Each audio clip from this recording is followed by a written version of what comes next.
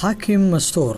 waa xidig ka mid ah xidigihii ugu wanaagsanaa ee daayar ahaan ku soo caanbaxa kooxda kubadda cagta AC Milan waxaana uu lahaa tayaan caadi ahayn oo qof walba uu jeclaysan karo waxaana xilligiisii heerka sare ee Milan uu ku soo aaday intii uu macallinka u ahaa Gennaro Gattuso waliba waqtiyadiisii ugu adkaa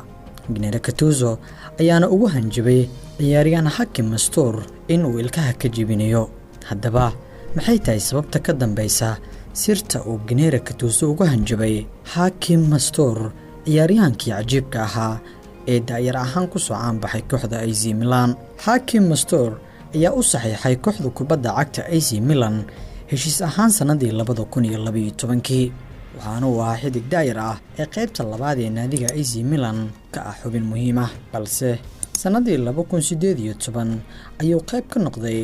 kooxda sare ee AC Milan isagoo saftay kulankiisii ugu horeeyay waxa laga yaabaa in aadan si weyn u garanaynin Hakim Mastour laakiin wali isagu waa mid caan ah oo xidig ahaan loo garanayo sidoo kale waxa aad looga yaqaanaa baraha bulshada qaas ahaan bogga YouTube-ka oo inta badan uu wax ku soo gudbiyo haatan Hakim Mastour waa mid kubadaha freestyle-ka la yiraahdo caan ku ah isla markaana kaamirooyinka hortooda ku muujiya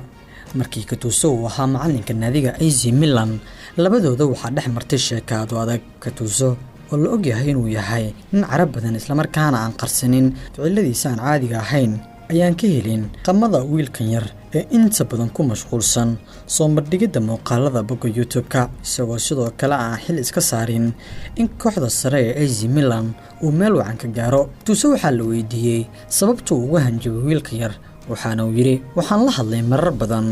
waana u hanjabay isaga maxaa yeelay waa mid caan ku ah samaynta muuqaalada in ka badan inta uu kubadda cagta ciyaarayo waxaana waraysigaasi uu siiyay Gennaro Gattuso Football Italia oo ah wargeys la hadla dunida waliba ka faallooda dhanka ciyaaraha Gattuso waxa uu Mastour u sheegay inuu joojiyo muuqaalada uu sameynayo ee uu adeegsanayo barta YouTube-ka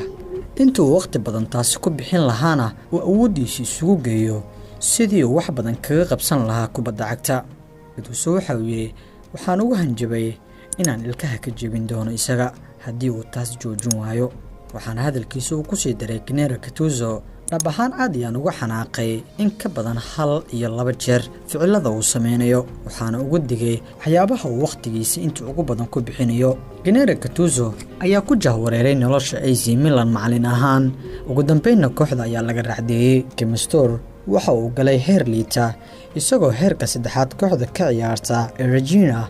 markaasi matalay hanaankiisii wacnaa ee uu ku soo bandhigi lahaa garoomadana waa isbedeshay waqtigan Gennaro Gattuso waxa uu maamulayaa kooxda kubadda cagta Napoli isagoo booska ka bedelay macallinkiisii hore ee kooxda AC Milan Carlo Ancelotti micna ahaan Hakim Mastour waxa uu ahaa wiil qaddexe oo aad loo jeclaa hanaankiisa waliba mustaqbal fiican ku lahaa inuu ka soo muuqdo garoomada waaweyn ee kubadda cagta marka lagu ciyaaro warbixintan ayaa taabanaysay sida uu Gennaro Gattuso ula dhaqmay ciyaaryahan Hakim Mastour ka oo ugu goodiyay inuu ilkaha ka jebinayo haddii uu joojin waayo ficiladiisa ka baxsan waxa laga doonayo xidig kubadda cagta ah magacaygu waa Shaafici Maxamed Nur Shaafinho